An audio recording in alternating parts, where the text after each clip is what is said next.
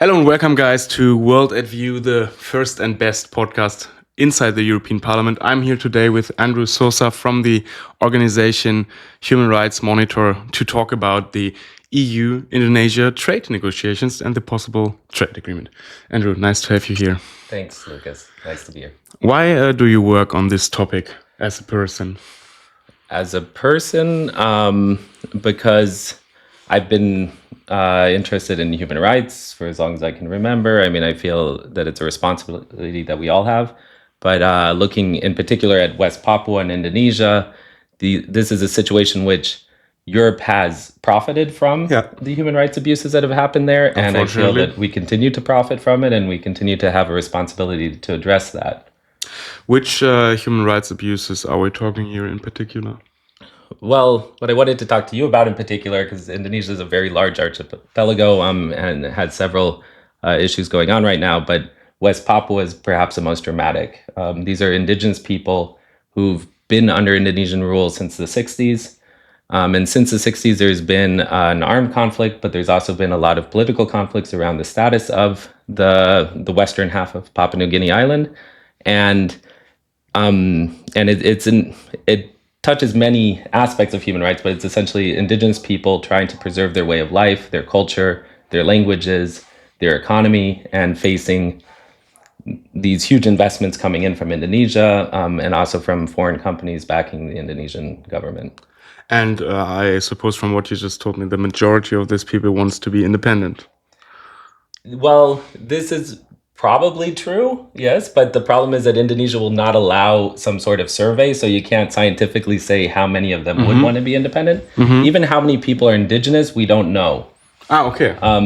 Because it's believed to be about half, so about 2 million of 4 million people in the collected provinces of Western Papua. But even government researchers have told me when they've asked to see the census in recent years, they haven't been given access to it. So knowledge is power, once again, I think you can say. I mean, for me, the whole situation is quite interesting because I'm coming from the perspective of the INTA committee, the Committee for International Trade, and our responsibility is to facilitate trade in a way that is sustainable, respects human rights, and all of that. And in the same time, we are mostly responsible for telling the Commission our opinion during the negotiation phase, and then they very politely tell us if they want to take that in what we say or ignore what we say. That's something where we have no power, and then we are asked to vote for the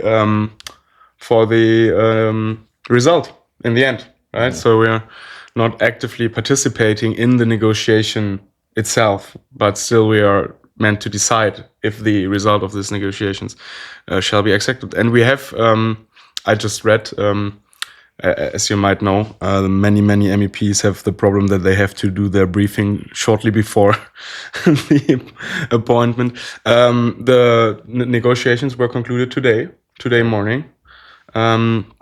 So now we will have exactly the situation that we will be presented with this result eventually.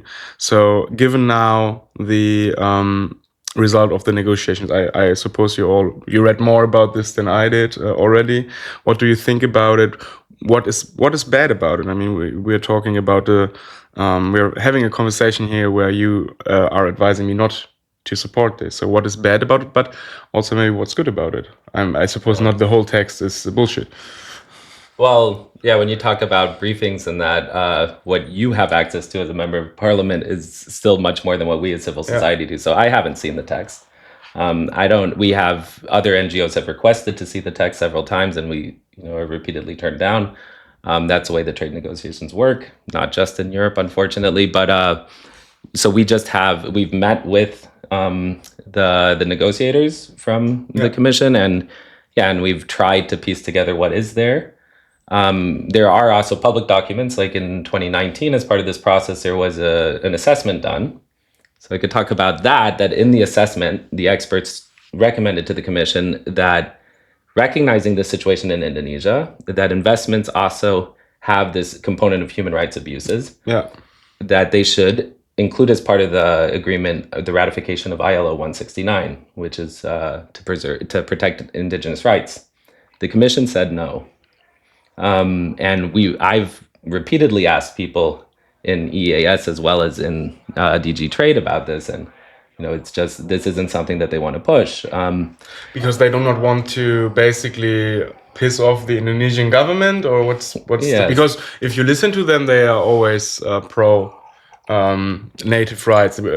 For me, it's a quite a similar situation when we're talking about Mercosur, with all the Latin American natives and stuff like that. So what's behind this? Well, officially for the ILO 169, the thing is that not all member states have actually ratified it. So it would be a bit ingenuine. But then we ask, so what else are you going to do about human rights in this? Do you recognize that European investments in Indonesia have the possibility to create human rights abuses? And yes, we do. But we have this mechanism called the Human Rights Dialogue, which is under EAS, not under the DG Trade. The Human Rights Dialogue is supposed to address all these issues around indigenous rights, but also labor rights, gender rights, everything problematic in Indonesia these days. The Indonesian government for several years decided not to do the dialogue. Okay. After the Commission's response in 2019, 2020 saying the Human Rights Dialogue will take care of the human rights problems, then from 2021 until last year, 2024, they didn't hold the dialogue because they didn't feel like it. That sounds not like a good reason at all. No, and another member of parliament from the Trade Committee did ask, how are you using the dialogue to talk about human rights in West Papua through a written question a few months ago, and the response didn't answer that. I mean, I can tell you as a member of parliament, we have quite a problem with this answers to these written questions. They solely come late.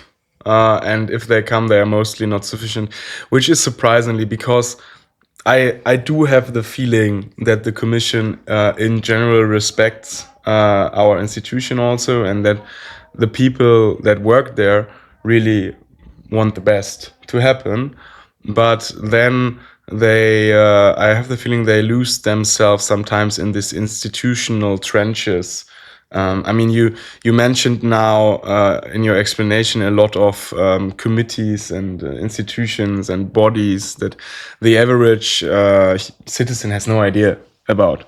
And I also think this is maybe one big part of the problem why it's so bogged down, because the people responsible know that the public doesn't really care for the details. They just read the article that was published this morning saying, oh, the trade negotiations are concluded. And then most of the people maybe do not even read the article. But for the people on the ground, talking about natives, but also talking about any other people affected by human rights issues, it's quite substantial, I would say. So what exactly is the problem for the native groups with this treaty? What could hurt them if this comes to pass? Well, in West Papua, there's been, as I said, there's been an armed conflict for decades, but especially since 2018, as there's been more and more investment coming in, palm oil plantations, mining,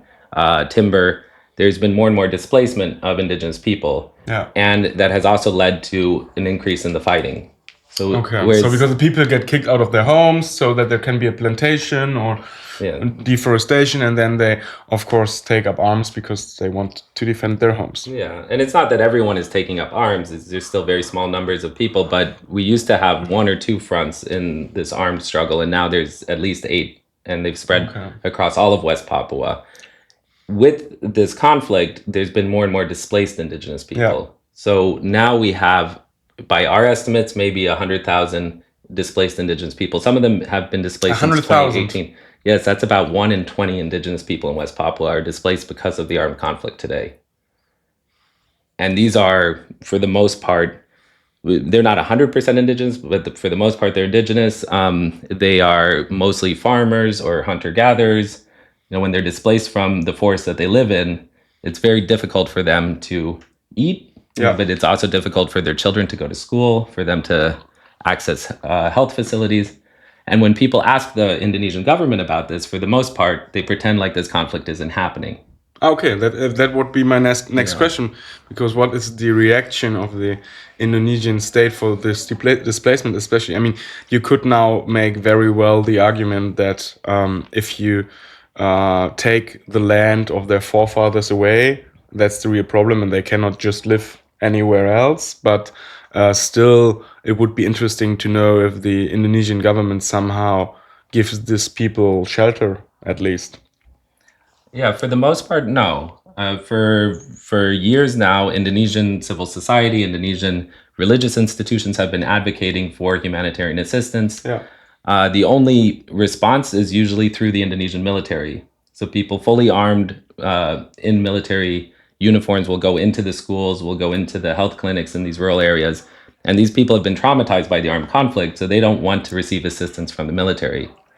Fair enough. Civil society has been Also asking said. for the Indonesian Red Crescent, Red Cross to enter, but they don't go in. You know, they're being told that, oh, we don't have the resources to go in. And how about international NGOs? International NGOs are, for the most part, not allowed in West Papua. Okay, now that's also not good. The UN special rapporteurs are also not allowed in West Papua for also more than 7 years now. The Indonesian government has promised access for the UN High Commissioner's office, and it still hasn't happened. Once again, knowledge is power. Yeah.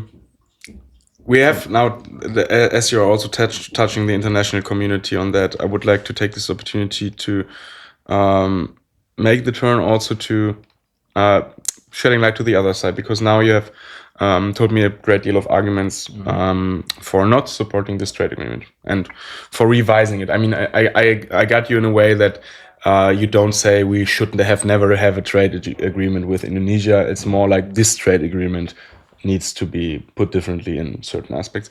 But if we now go to my intercommittee in a few weeks or months, depends, there will be a lot of arguments be made by the supporters, and they will say, just to touch the first one, and then maybe we can also touch the other one, but the first one, they will say, doing this trade agreement will, in the long term, be better for human rights or environmental protection or any corporate social responsibility issues, because with this trade agreement we are building a platform that imposes stricter rules on Indonesia than before, and from that platform on we can build in the long term to make the situation in a way where it mirrors the standards inside the European Union.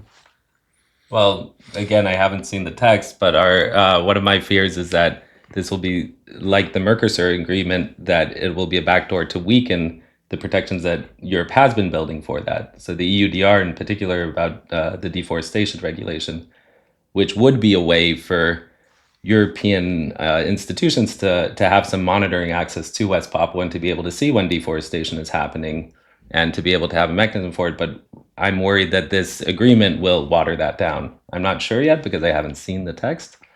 But also I think one of the concerns is that I have is, in the past, Europe and other Western countries would regularly raise these issues of human rights with Indonesia, but now it's not being done anymore. Because they were inside the negotiations, they were kind of a power tool. Yeah, and they were told by the Indonesian government, stop talking about West Papua if you want to work with us, and that was accepted. So in the INTA hearings in July, I saw that 3 of the parties raised the issue of West Papua, but the answer from the Commission, I felt, was very deliberate in avoiding using those 2 words. You know, that those words should be off of the table. I'm trying to remember now if I was present there. You were present. I think I was present. Had a good yeah. intervention as well. It wasn't particularly about West Papua. It was more general about human rights. So there was a general answer from the lead negotiator. Yeah, I remember now more. But he did not use the words West Papua, and I don't think that was an accident. No. And that's something they choose their words very deliberately. So this is something, if we're entering the relationship like this, that we won't talk about the most important human rights issue. Yeah. Because this is something you ask any Indonesian NGO, and this will be the first thing they speak about. Not just West Papuan NGOs, but Indonesian NGOs now recognize that West Papua is the most problematic human rights situation in Indonesia. If we're in a relationship where we're trying to help each other and help develop democracy, we should be taking those steps to talk about it. You know, that we can engage with Indonesia, we can offer support, to try to find an end to this conflict. It's not that nobody in the Indonesian government would want this conflict to end. They also want to end. Of course they would want it to end, but they need support in doing that. Yeah. And Europe has done this in the past. We did it in Aceh, in the other end of the Indonesian archipelago. We supported the peace process there. It was a great success by Indonesian viewpoint. There were a lot of problems with what happened, but it was a very positive role that the EU was able to play. So to say from the beginning, we can't play that role, we won't talk about it, but sometime down the line it will show up as a side effect is a bit hard to believe. So you would say to those who say we built a platform with that, you would say the platform that we build is weaker actually than the platform that we had before. Well, then the platform we had a year ago, maybe not, because we haven't. But then a few decades ago, yes. I see. To come to another argument of the people who would be supporting this this agreement, and that will be definitely raised in the intercommittee meetings and also in the plenary, is that the EU, especially given the fact that we are, how did the Commission representative put it yesterday? I think a very interesting situation with the US. So the EU needs new partners. The EU needs new trade agreements to diversify our trade, to protect ourselves more against situations where certain trading partners step out of line, and especially the big looming red banner China, who does trade agreements up and down the world and pushes us out of markets. So how would you react to this argument that we need this on a geopolitical, strategic level? Well, I'm not going to get into the realities of climate change and limited growth on this planet, and this concept of kind of endless growth and how it conflicts with that. But if we accept those arguments, if Europe is trying to find a way out of the problems created by the United States, is the best option for us to replicate the United States? Because that's what it feels like we're doing, that we're creating these trade negotiations without thinking them through, without looking, just doing window dressing for human rights, and for other social concerns. And at the end of the day, we're going to be a cheap copy of the US, I think. And we're not going to do it as well as the United States. And I don't want us to do it as well as the United States. And so why don't we keep the values that we pretend, at least, that the European Union is based on, and the international commitments that we have made, to uphold human rights, to uphold the social rights of Europeans, which we haven't talked about with this agreement. But why can't we do that? Why can't we show these partners that, yes, we want to engage with you and we offer you something different than what the United States or China is offering you? That we offer a relationship that's based on something more positive and not just a zero sum, let's get the corporations in there and take out as much wealth as we can as quickly as we can, because that might make us friends over the short term, but it's not going to make us solidarity, friends, relationships between peoples. Between the European people and the Indonesian people, if we create an agreement that is based on the exploitation of natural resources in Indonesia, that is ignoring the human rights of the Indonesian people, that's not going to make us friends over the long term. That's a very good line there. I mean, the Commission will argue that they are doing exactly that, but I get your point. We are now in a situation which I, as an MEP, of course, experience quite often, is that you are standing in front of a question, if you support something, yes or no, right? And then the person, which in this case is you, presents you a whole bunch of arguments to say no, to not agree going forward with a process that has already been going on years and years and that all the institutions prepared. So now, if I would follow your recommendation and would say no, and just imagine for a second that a humble MEP from Germany can convince the majority of the parliament to do the same, what should we do then? Because I suppose your recommendation is not just to say no and close the book. Oh, and I'm not actually trying to tell you to say no. I just want us to consider the implications of this agreement. And that's what I found frustrating, is when we've asked, And it's not that these are bad people who have this intention to destroy human rights in Indonesia, but it's this problem of the bureaucracy that the people working on the trade agreement feel like the human rights is being handled somewhere else. Yeah. And they don't know maybe what is happening somewhere else, that the other departments, the departments of the Commission, the EAS in particular, that have to deal with human rights don't have the strength to do it. You know, they're not resourced the same way that DG Trade is. And which also has very thin resources, I have to say. Like Yeah, I was told in the US trade, EU-US trade negotiations, there were 5 people in the Commission working on that. So yeah. But when they try to raise human rights issues, Yeah. they're not being backed up by the entire institution. yeah, You know, because it's their problem. Yeah. And that's what I think we should look at is, can we change that? Can we integrate human rights everywhere? And when we're talking about a trade negotiation, can we at least discuss these issues like West Papua? Because that's what I've seen is when it's been raised use the word. when it's been raised in the parliament, it has not been discussed. It has not been responded to adequately by the people negotiating this agreement.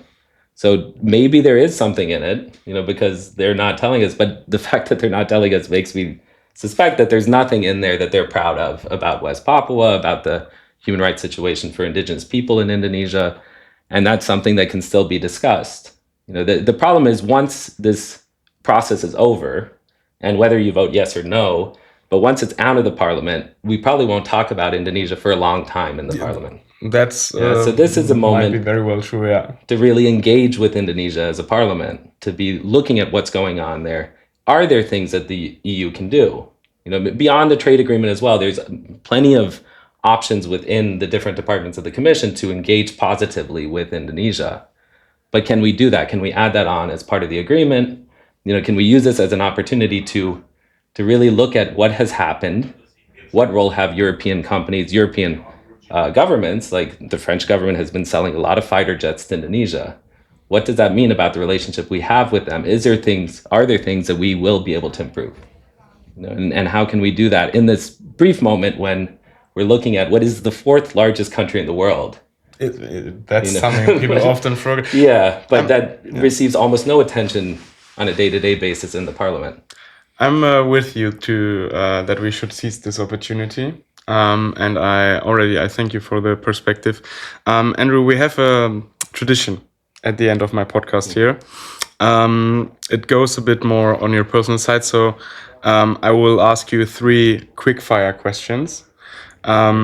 So the first one would be, I have to ask first, where do you went to school? I went to the European School in Wallaway. So how's the grading system working there in your high school? Oh, what's the best grade? What's the lowest grade? Not that you got personally, but yeah. I don't remember. I don't remember what I got, but it was 4.0. I think was the top. 4.0 is the top. But how are other people? Because in Germany we have 1, 2, 3, 4, 5, 6. 6 is the worst. 1 is the best. Yeah, 0 would be the worst, I guess, and 4.0 would be 0. No, actually, sorry. This is really bad because I grew up partly in the US and partly here. So I'm thinking US system. We can do US. Yeah. So A and F, right? Okay, we can do it for university. Yeah, I went to university, A to F. Okay, so we go A to F. So Commission President von der Leyen. Which grade would she? No, that's not allowed. Sorry. Okay. So which grade? And we are nice. So we're talking about this mandate.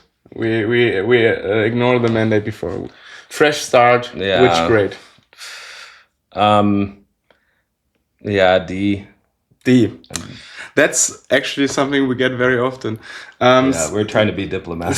Second question is, if you would found a party, what would be the name of your party? The People's Party. People's Party, PP. And finally, and I would ask you to directly look into the camera for this. What's your message to the world? I believe we can and we will do better. Thank you very much, Andrew, for coming and for your insight. Yeah, thank you. Thanks for watching. And what do you like most about this video? What did you dislike the most about this video? Put it in the comments and follow for more. Also, another special thanks to the European Union for financing this content.